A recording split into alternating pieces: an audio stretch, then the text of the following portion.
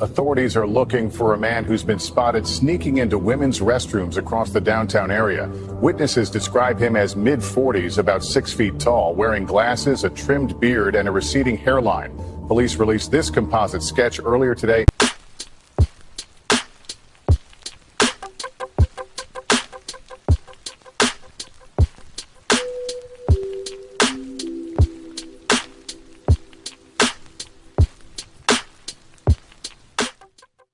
Jesse Mac Butler from Stillwater, Oklahoma, was charged with 11 felonies. Police found video on his phone of him assaulting girls. One girl was strangled unconscious and had to go emergency vascular surgery. That is attempted murder territory, but he was never charged with that. Jesse Mac Butler didn't avoid prison by accident. People in power protected him, and today I'm going to show you exactly who they are. First up, we have Judge Susan C. Worthington. She approved the youthful offender classification that let Butler avoid prison entirely. Next, we have District Attorney Laura Austin Thomas. Her office agreed to the deal instead of pushing for real prison time. Next up is the Executive Director of Oklahoma Office of Juvenile Affairs, who will now be supervising him like he's some troubled teen and not a violent predator. His name is Timothy Tartabono. He was handed a fake 78-year sentence on paper, but the court stayed it, meaning he doesn't serve a single day in prison as long as he follows his rehab program.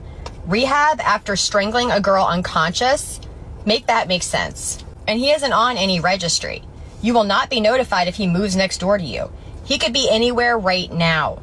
This wasn't justice. This was power protecting violence. The Department of Justice says it will not pursue the death penalty against the former Stoughton police detective who's accused of killing a pregnant woman and her unborn child.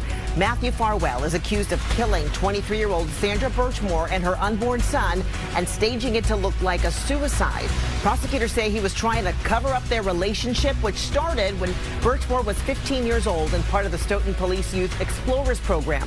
Farwell has pleaded not guilty. His trial is scheduled to begin next year. Joining us this evening, I'm Mike Landis. A Missouri State Highway Patrolman is facing second-degree rape charges tonight.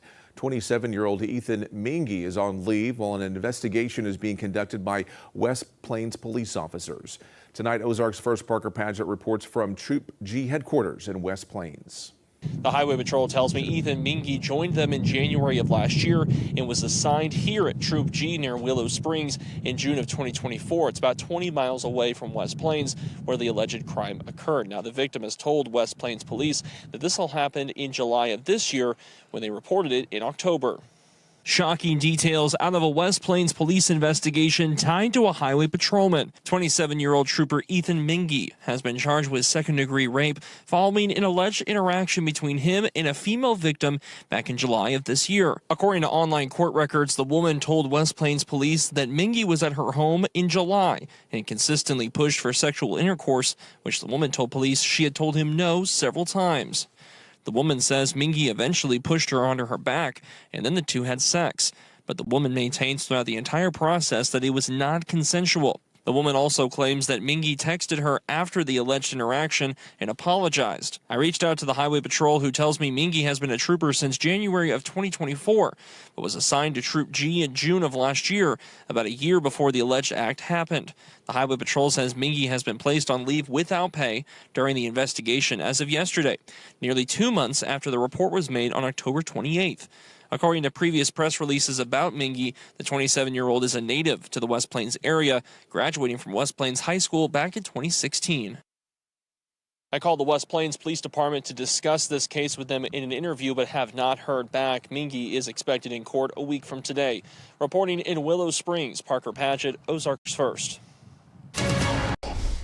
Yo, so we back in here for, I'm not even going to say an episode. I just want to showcase those.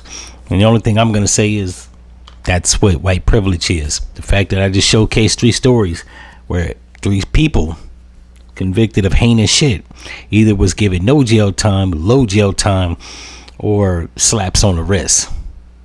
Only thing I'm going to say is what the fuck is going down in Chinatown. In any event, if y'all like this episode, you know what to do, and I'm out. He raped his 1-week-old baby just to give her something to cry about. This is 37-year-old Hugo Ferreira of South Africa.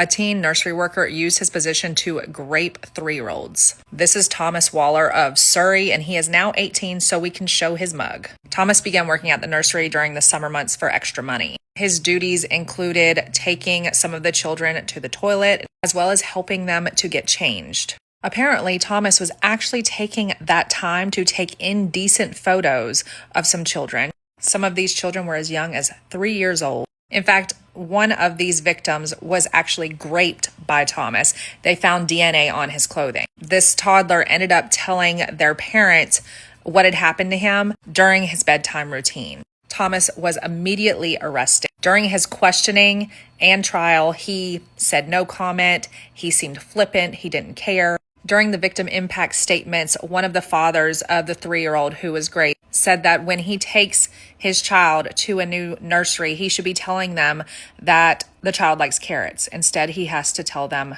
that his child was raped. Thomas was sentenced to 10 years. That's it.